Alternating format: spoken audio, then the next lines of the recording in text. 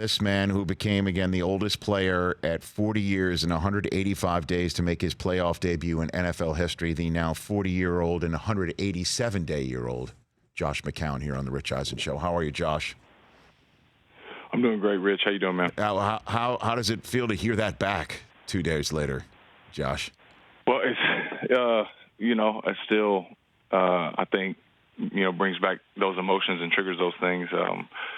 Just very thankful, for the opportunity to play and compete, and it's a great game we get to play, and this journey that I've been on and wanting to get into the playoffs and all those things, and to be able to go out and play. Obviously, circumstances being unfortunate with losing Carson, but to be out there and competing was fun, and just very, very thankful to have that chance. So, and the reason why that moved me is for somebody who, I've been involved with the NFL for many years, and it is a family. It is a family decision. Certainly when you play for 9 teams, I cannot imagine how many boxes you and your family have packed, or schools that you and your family have had to find, or you and your family have had to pull kids out of. It is a true emotional experience to just get out there and helmet up and pad up, and that's why that moved me, Josh. It certainly did. Well, you should see my wife work a tape gun. She can put a box together in a heartbeat. But that's the reality of this business that we choose to be in, and it's a great business, but it's also tough. I mean, we're going to experience this right now with coaches going through coaching changes and their families being uprooted, and there's a human side to this for sure that I hope people remember.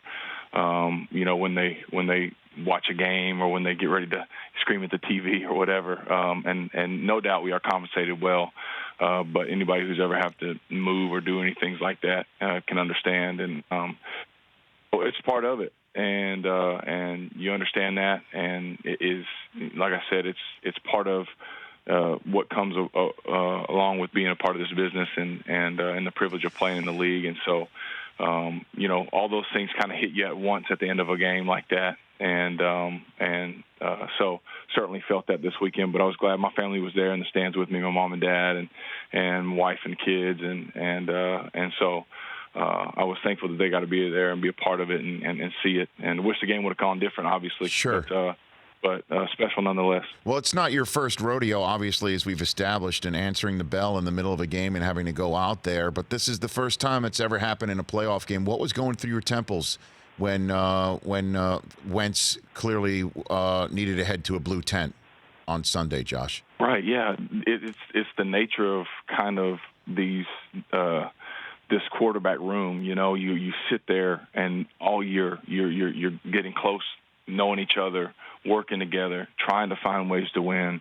Had some dark moments sitting there with our back against the wall, and at 4-7, and then winning those last games and finding a way. And so seeing everything that Carson's put into it, you're sitting there and watching him kind of go through, trying to get his, mind right and feel better, and waiting to see what the doctors say and stuff. So your heart's torn, because you want him to be okay, because it's my friend, and it's a guy that I've watched work really hard to get to this moment, especially given the recent history, in his career. And so you have to shift from that mind to, okay, I got to go play, and I got to go be there for my team, and I got to go execute this game plan. And so it's a little bit of a dichotomy there, but once, he headed to the tent, I grabbed the helmet, took some practice snaps. Your mind is, okay, let's go play, and you shift the focus to what do we have to do to try to win this game. And obviously you don't know at that point in time if the game is yours for the rest of the day. When did you learn that fact? Right. Yeah. I think after the second series, kind of came back, and because usually and it happened earlier this year in Atlanta, where they came and they checked him. I went in. He actually came back in the middle of the drive. I went in 5 or 6 plays, and then I'm sitting there getting ready to call the next play, and I get a tap on the shoulder in the huddle. And he's like, "Hey, I'm back." So I head back to the sideline. So I kind of had that in my mind, like, okay, maybe he's going to be, come running out any minute and get me out of this thing. But after the second series I was in, they were like, it doesn't look like he's coming back. So it's just, your mind is just settled in at that point to, okay, let's go the rest of the way and get this thing done. Did you at any point go up to Doug Peterson and say, let's do the Philly special? Did you ever say that to him? No. That's always, in the mix, I'm sure. Within the possibility of things to be called. And I certainly wasn't afraid to take that if it came down to that. But the way the game flowed, it didn't come to that. But yeah, you never know. Well, I mean, and again, through Josh McCown, Eagles quarterback here on the Rich Eisen Show, after filling in for Carson Wentz in the playoff game on Sunday. So, do you guys talk about the Clowney hit? Have you guys talked about it? Think about whether that was dirty, out of bounds? Where do you stand and your teammates on that subject right now, Josh? Yeah, obviously those things get discussed, and you're talking about 50-something locker room, and so the opinions are going to vary. Unfortunately, when you lose a playoff game and you kind of have the final meeting on Monday, it's not like another week of work where you have this ongoing conversation. I've seen the hit a few times, and I hate assuming that people play with ill will or move with ill intentions. And I'd like to think that guys go out and they compete as hard as they can and they play as hard as they can. And unfortunate things happen. Looking at the hit and looking at the angle of his head and stuff like that, when you see it in slow motion and from different angles, when a big guy's head gets that low to the ground, I think, again, those are things that we're probably trying to eliminate from the game. And so I hope that moving forward we can continue to focus on that and make the game safer.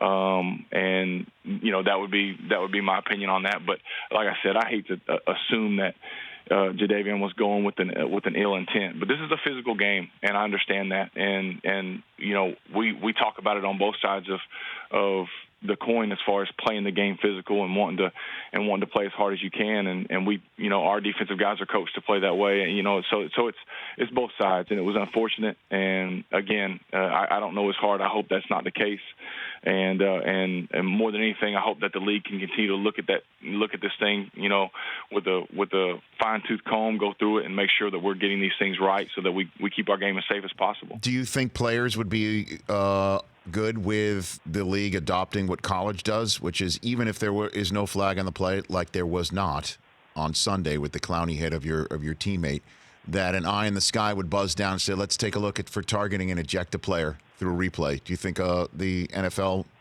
players would be fine with that? Well, I mean, I think over time, like if instances like this keep popping up where you have such a split opinion, and maybe it's not as split, but you have it gets talked about, like you and I are discussing it now. If it's one of these things that it didn't draw a flag, and you know what I mean, if this keeps happening where maybe we're missing some of these things and we're not getting it right, then absolutely. I think then we need to, just like we've done to introduce on the medical side a spotter so that we protect the player, and we should do that through the gameplay as well, because if you're going to say that it's post hit, we want to protect the player. Well, let's do everything we can to do it before the incident happens, and maybe having that in there would encourage that, because at the end of the day, they've made it clear. They've said they're trying to take the head and the use of force with the helmet out of the game. They've made that clear, and so if you're going to do that, then do it as best you can, and maybe that's a step that would get that done. Josh McCown here on the Rich Eisen Show. So what's next for you? I don't know yet. We'll see. I'm gonna get together with my family and obviously talk through things. Like I said the other day after the game, I've retired once, so I know how to do that. Now I don't know if I know how to stay retired necessarily, but we'll just see. We haven't made any decisions. I'm looking forward to spending some time with my family and just kind of reflecting on this year with them. I had, the time of my life with these guys this year, and this was everything I wanted. It was, as throughout my career in the 9 teams that you mentioned earlier, most of those teams were startup situations, a new head coach, rebuilding, young quarterback, whatever it was, And so to come into this situation where it was a good football team that had had recent success and a Super Bowl winning coach and Coach Peterson, and this season going the way it did and kind of have our backs against the wall there, and then to be able to pull it out, because I've been on so many other situations where we didn't run the table and we talked about it, but it didn't happen. And so to be able to do that this year was special. And so I've learned so much. It was just a great opportunity this year for me, and I've had the time of my life. So it's hard sitting here right now to not want to go, I'm coming back, I want to do it again, all those things. Mm-hmm. But I really need to, my kids are getting older, and that time goes fast as well. And so I really want to get together with them and try to make the best decision I can possibly. Well, I know you said in your post-game press conference that your body talks to you differently when you're 40, and you keep talking about how you're 40. I got to tell you, your hair looks 8. Your hair looks like an 8-year-old.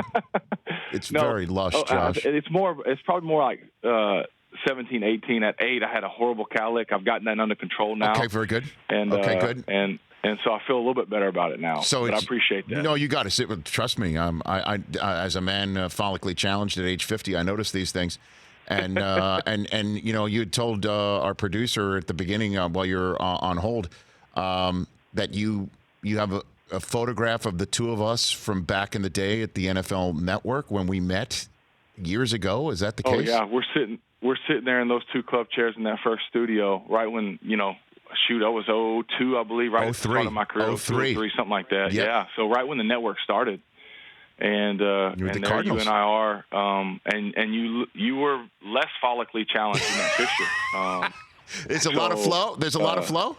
There's a lot of flow. There's a lot is generous, but there's flow there for sure. And you're looking sharp. I really wasn't. I look back at that picture and learned a lot about myself too. And my hair game was not where it needed to be that day. For sure. Well, but back then we could have had the moment that you and Darnold had in the preseason a couple years ago, where we ran our hands through our hair at the same exact time. Right? We could have done that. In 03. Oh, we could. It definitely could have had that. It could have happened. You were totally capable of that at that moment, and we could have made it work. It was such a fun day. That was my first time around the studio and anything, and I remember just watching you do your thing, and how much when you have the earpiece in and you can hear what's going on and how good you were at that. Thank you. And it was remarkable, and I always have appreciated your talent for being able to communicate our game. Josh, you're a good man, and I've told you that off air through Twitter and all that sort of stuff, and I'll tell it to you right here, man. I've enjoyed watching you all those years, and obviously, if you want to keep playing, go for it. If not, enjoy those kids. Get back in the paparazzi game that you were in before the Eagles called. Whatever you want, you deserve it. I appreciate it, Rich. Thank you. Right back at you. At Josh McCown 12. Follow him on Twitter and Instagram. That's Josh McCown here on The Rich Eisen Show. For more of The Rich Eisen Show, tune to Audience Channel 239 on DirecTV for free on BR Live or download the Rich Eisen Show app.